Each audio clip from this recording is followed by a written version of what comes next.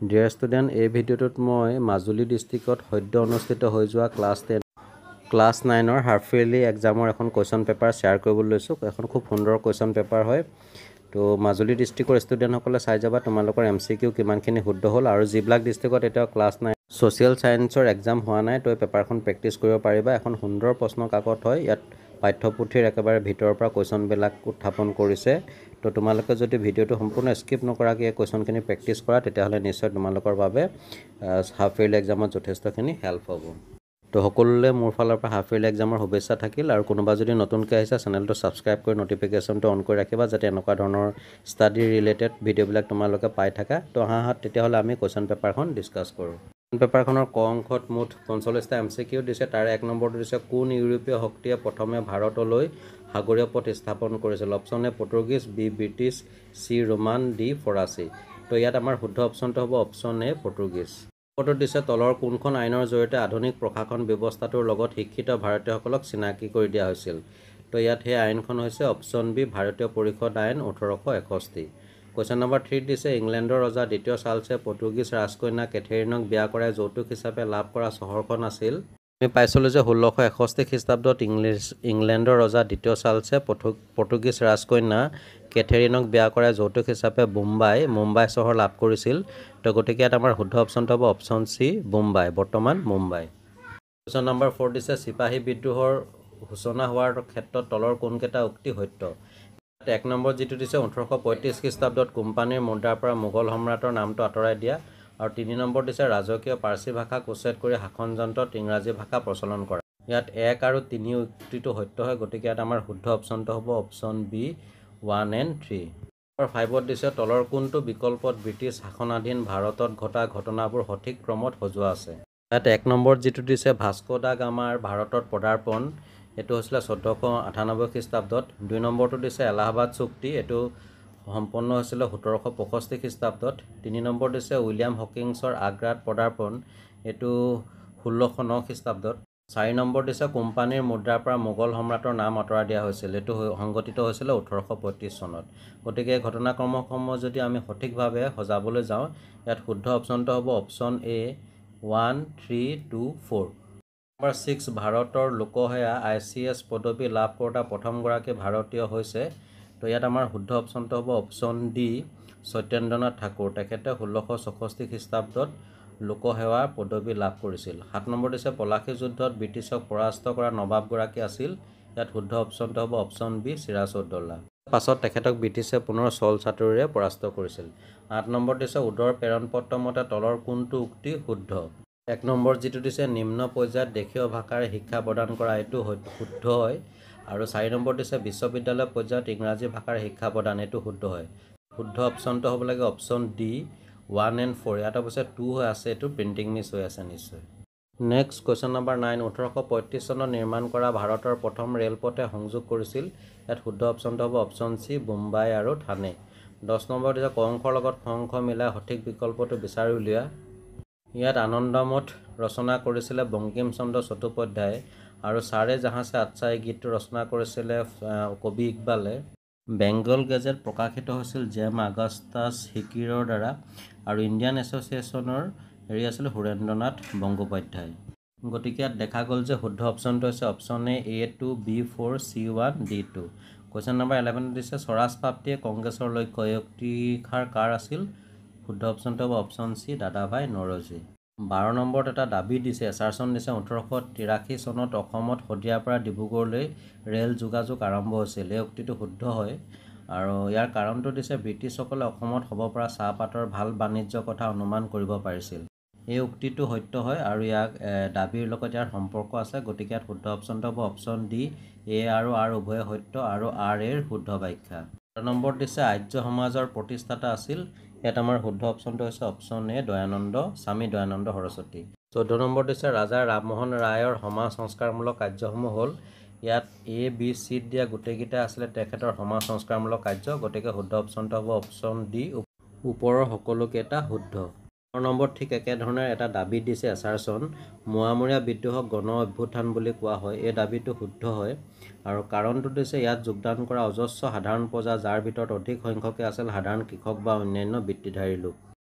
এই ৰিজনটো শুদ্ধ হয় আৰু ই দাবীক শুদ্ধভাৱে ব্যাখ্যা আগবঢ়াইছে গতিকে শুদ্ধ অপশ্যনটো হ'ব অপশ্যন চি এ আৰু আৰ উভয় সত্য কিন্তু আৰ এৰ শুদ্ধ ব্যাখ্যা কুৱেশ্যন নম্বৰ 16 মায়ামৰা সত্ৰ কোন সংহতিৰ অন্তৰ্গত ইয়াত শুদ্ধ অপশ্যনটো হ'ব অপশ্যন চি কাল সংহতি 17 নম্বৰ হৈছে বৰ ৰজা বুলি কাক জনা যায় বৰ ৰজা বুলি জনা যায় অপশ্যন ডি ফুলেশ্বৰী স্বৰ্গদেউ শিৱসিংহৰ দিনত তেখেতৰ পত্নী ফুলেশ্বৰী আইদেউ অতি ক্ষমতাশালী হৈ পৰিছিল বাবে তেখেতক বৰ ৰজা বুলি কোৱা হৈছিল 18 নম্বৰ দিছে মায়ামৰা সত্ৰ সন্দৰ্ভত তলত দিয়া উক্তিসমূহ পৰীক্ষা কৰি শুদ্ধ উত্তৰটো বাছি উলিওৱা ইয়াত এ বি চি যি তিনিটা উক্তি দিছে গোটেইকেইটা উক্তিয়ে মায়ামৰা সত্ৰ সন্দৰ্ভত সত্য হয় গতিকে ইয়াত শুদ্ধ অপশ্যনটো হ'ব অপশ্যন ডি ওপৰৰ সকলোকেইটা শুদ্ধ 19 নম্বৰ দিছে বংগদেশৰ নদিয়াৰ পৰা মাছ ব্ৰাহ্মণ পণ্ডিত কৃষ্ণনাৰায়ণ ভট্টাচাৰ্যক কোনে মতাই আনিছিল ইয়াত আমাৰ শুদ্ধ অপশ্যনটো হ'ব অপশ্যন বি ৰুদ্ৰসিংহ আৰু পাছত তেখেতৰ পুত্ৰ শিৱসিংহই তেওঁৰ ওচৰত শৰণ লৈ ব্ৰাহ্মণজনক নীলাচল পাহাৰত স্থাপন কৰিছিল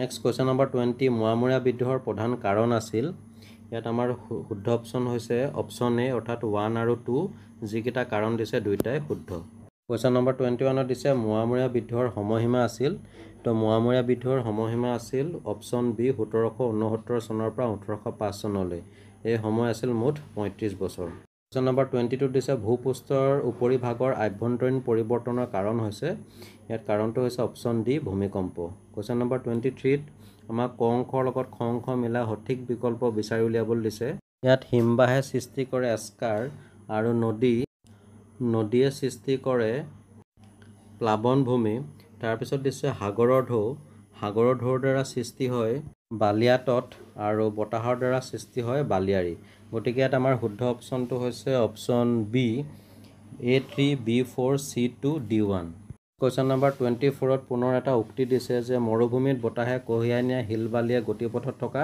উচ্চ ভূমি ক্ষয়সাধন কৰে এই উক্তিটো শুদ্ধ হয় আৰু উক্তি 2 দিছে সাধাৰণতে মৰুভূমিত অপঘৰ্ষণৰ ফলতে উচ্চ ভূমি ক্ষয়প্ৰাপ্ত হৈ ইনচেলবাৰ্গ ইয়াৰডাং আদি অৱয়ৱৰ সৃষ্টি হয় তো এই উক্তিটো সত্য হয় গতিকে ইয়াত আমাৰ শুদ্ধ অপশ্যনটো হ'ব অপশ্যন চি উক্তি 1 আৰু উক্তি 2 উভয় শুদ্ধ এনে কুৱেশ্যন নম্বৰ 25 বদ্বীপ সৃষ্টি হয় ইয়াত আমাৰ শুদ্ধ অপশ্যনটো হ'ব অপশ্যন এ নদীৰ মোহনাত 26 নম্বৰ তলত উল্লেখ কৰা কোনকেইটা নদীৰ কাৰ্য ইয়াত খনন বা ক্ষয় কাৰ্য আৰু পৰিবহণ আৰু অৱক্ষেপণ এই দুটা হৈছে নদীৰ কাৰ্য গতিকে শুদ্ধ অপশ্যনটো হৈছে অপশ্যন চি কেৱল 1 আৰু 3 টো শুদ্ধ এবাৰ কুৱেশ্যন নম্বৰ 27 দিছে হিমবাহ উপত্যকাৰে তলেদি যিবোৰ গ্ৰাফ বৈ আহে তেনে গ্ৰাফক কোৱা হয় ইয়াত শুদ্ধ অপশ্যনটো হ'ব ভূমিগ্ৰাফ তোমালোকৰ পাঠ্যপুথিত আৰু কিছুমান গ্ৰাফৰ কথা কৈছে তোমালোকে সেইখিনিও চাই যাবা পৰীক্ষা তাৰ পৰাও কুৱেশ্যন আহিব পাৰে নেক্সট আহিলে 28 শতাংশ হিচাপে বায়ুমণ্ডলত থকা অক্সিজেনৰ আয়তন হৈছে অপশ্যন বি 20.94% 29ত দিছে বায়ুমণ্ডলৰ স্তৰকেইটা ক্ৰমান্বয়ে সজোৱা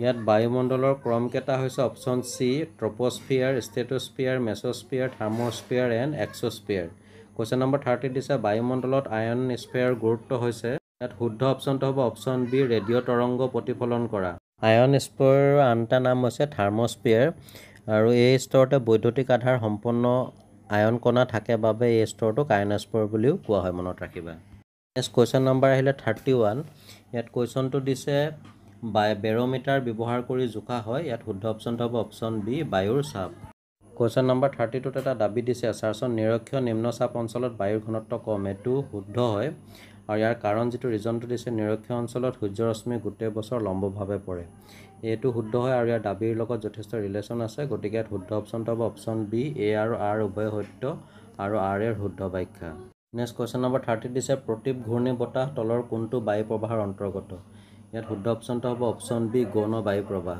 নম্বৰ 34 দিছে বাতাগ্ৰ সৃষ্টিৰ সন্দৰ্ভত তলৰ উক্তি দুটা পঢ়ি চোৱা আৰু শুদ্ধ বিকল্পটো বাছি উলিওৱা প্ৰথম উক্তিটো দিছে দুৱা বায়ুৰাশিৰ এটা আনটোৰ তুলনাত শীতল আৰু গধুৰ হ'ব লাগিব এই উক্তিটো সত্য হয় আৰু উক্তিটো দিছে বায়ু প্ৰবাহ অভিহাৰী হ'ব লাগিব যাতে দুই বায়ুৰাশি বিপৰীত দিশৰ পৰা পৰস্পৰ অভিমুখে প্ৰবাহিত হয় এই উক্তিটো শুদ্ধ হয় গতিকে শুদ্ধ অপশ্যনটো হ'ব অপশ্যন চি উক্তি 1 আৰু উক্তি 2 দুইটাই শুদ্ধ নেক্সট আহিলে কুৱেশ্যন নম্বৰ 35 বিউফৰ্ড স্কেলৰ নম্বৰ 0 হ'লে বতাহৰ প্ৰকৃতি হ'ব ইয়াত বতাহৰ প্ৰকৃতিটো হ'ব অপশ্যন বি মন্থৰ বতাহ নম্বৰ 36ত দিছে ভাৰতৰ প্ৰথম ৰাজনৈতিক দলটো হ'ল ইয়াত শুদ্ধ অপশ্যনটো হ'ব অপশ্যন বি ভাৰতীয় জাতীয় কংগ্ৰেছ যিটো 1885 চনত গঠিত হৈছিল কুৱেশ্যন নম্বৰ 37ত ক অংশৰ লগত খ অংশ মিলাবলৈ দিছে ক অংশত কিছুমান ৰাজনৈতিক দলৰ নাম দিছে আৰু খ অংশত সেই ৰাজনৈতিক দলসমূহ থকা ৰাজ্যসমূহৰ নাম দিছে ক প্ৰথমটো দিছে AIDMK, এইটো আছে তামিলনাডুত, অসম গণ পৰিষদ এইটো আছে অসমত, আৰু তেলেগু দেশম এইটো আছে অন্ধ্ৰপ্ৰদেশত, আৰু শিৱসেনা এইটো আছে মহাৰাষ্ট্ৰত।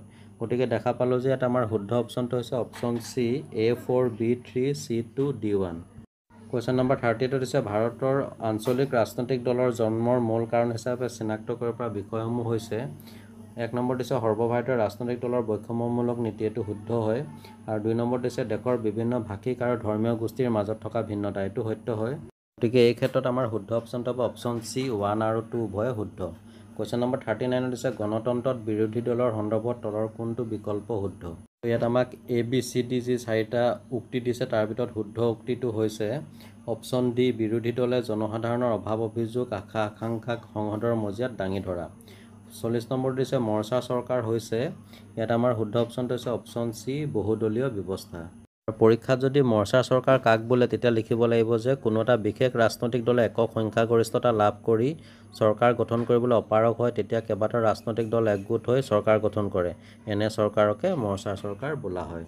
কুৱেশ্যন নম্বৰ 41 দিছে অৰ্থনীতিবিদ আলফ্ৰেড মাৰ্শ্বেলৰ অৰ্থনীতি সংজ্ঞাটো কি ভিত্তিক সংজ্ঞা বুলি কোৱা হয়। ইয়াত শুদ্ধ অপশ্যনটো হ'ব অপশ্যন ডি, কল্যাণ ভিত্তিক। কুৱেশ্যন নম্বৰ 42 দিছে আয়ৰ যি অংশ ভোগ কাৰ্যত ব্যয় কৰা নহয় তাক কোৱা হয়। তো ইয়াত আমাৰ শুদ্ধ অপশ্যনটো হ'ব অপশ্যন এ, সঞ্চয়। কাৰণ আমি জানো যে আয় সমান ভোগ ব্যয় প্লাছ সঞ্চয়। দিছে জনমূৰি আয়, আমি জানো যে এখন দেশৰ মুঠ ৰাষ্ট্ৰীয় আয়ক দেশখনৰ জনসংখ্যাৰে ভাগ কৰিলে যি মান পোৱা যায় তাকে দেশখনৰ জনমূৰি আয় বুলি কোৱা হয়। গতিকে ইয়াত আমাৰ শুদ্ধ অপশ্যনটো হ'ব অপশ্যন বি, ৰাষ্ট্ৰীয় আয় ডিভাইডেড বাই দেশৰ মুঠ জনসংখ্যা। নেক্সট কুৱেশ্যন নম্বৰ 44 দাবী দিছে এছাৰচনটো দিছে অৰ্থনীতিত বায়ু আৰু সূৰ্যৰ ৰশ্মিক সম্পদ বুলি গণ্য কৰা নহয়।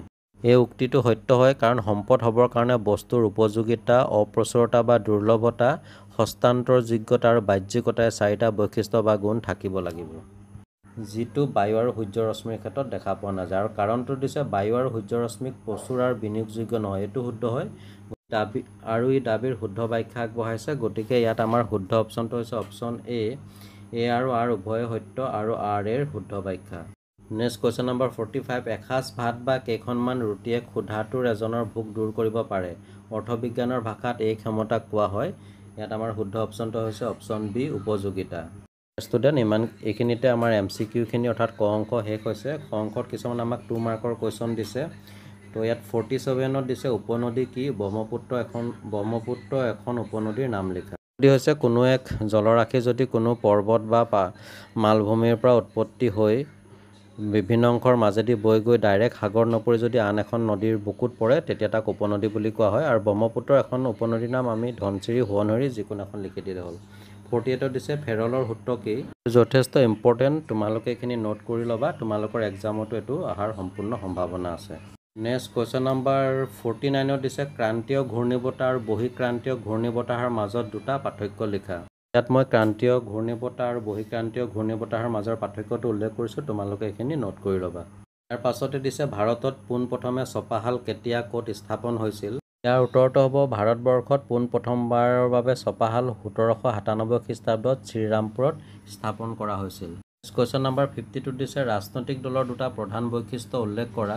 ৰাজনৈতিক দলৰ 2টা প্ৰধান বৈশিষ্ট্য আমি লিখিব পাৰোঁ নীতি, আদৰ্শ আৰু আঁচনি, আৰু পিছতো লিখিব পাৰোঁ ক্ষমতা দখলৰ বাবে আকাংক্ষা। ডিয়াৰ ষ্টুডেণ্ট, বাকী কুৱেশ্যনখিনি তোমালোকলৈ আগবঢ়ালোঁ। ইয়াৰ মাজত যদি কোনোটোৰ এনচাৰ কৰোঁতে কিবা অসুবিধা হয় কমেণ্ট ছেকশ্যনত জনাই দিবা, মই তাৰ কমেণ্টতে এনচাৰটো দি দিম।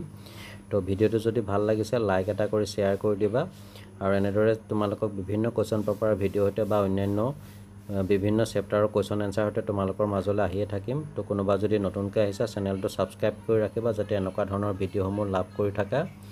তো চাই থাকিবা RB লাৰ্ণ কাম এণ্টাৰটেইনমেণ্ট। আন এটা ভিডিঅ'ত তোমালোকক পুনৰ লগ পাম। আজিলৈ আহোঁ, ধন্যবাদ।